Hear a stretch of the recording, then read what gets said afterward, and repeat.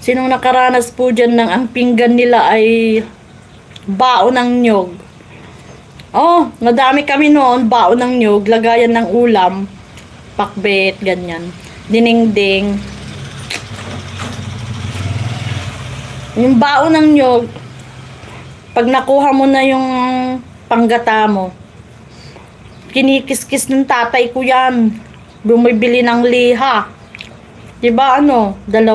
O kunyari magbukas ka ng 6, di may 12 ka na. 12 kasi biniak mo. Kinikinis ng tatay ko yan. Kinikinis niya. O. Meron na kaming pinggan. Kaya pag madalas, pag wala yung mister ko, ganito ako nagpipinggan. Kasi pakiramdam ko.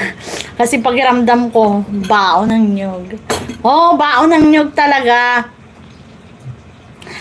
Yan, kinikis-kis ng tatay ko yun. Kabila, sa loob nun, saka sa ibabaw nun.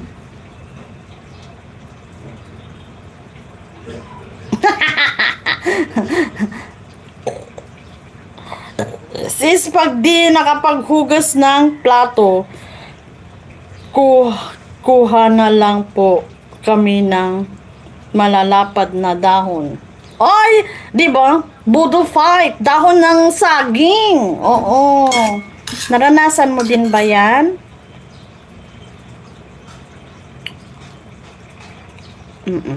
Tapos,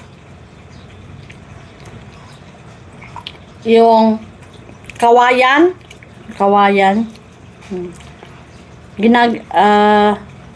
ginagawang kutsara. Yun. Huwag nyo maalala ko sa probinsya. Baka iiyak ako.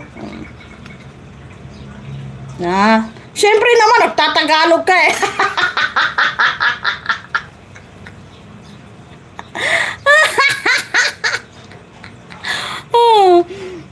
Ayan. Kadilo ka na kagarod. Ay na. Kadaya mo nga ron nga tayo tata. Taga-tugiga raw na. Pero naikamang nakitoy Cavite. Ito'y tinakaya sa Waak Cavite. Pero nilakay ko taga Bicol ang parents niya. But naipanganak siya sa Pasay. Sa Pasay nga lupasay.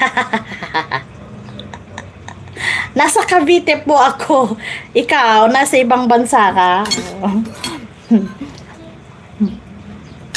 Diba? Naranasan ko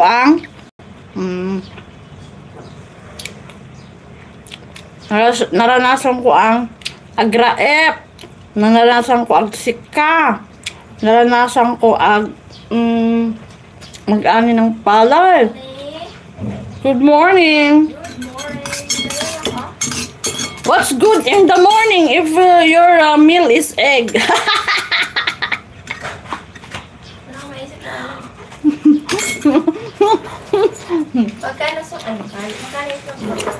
Lutuin mo lahat yung itlog mo.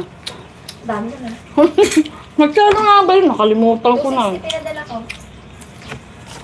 My goodness.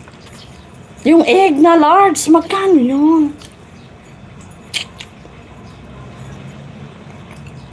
Naku, 200. 235. Oh, di may sukli ka pa. How much? Talaga? Charge kita ng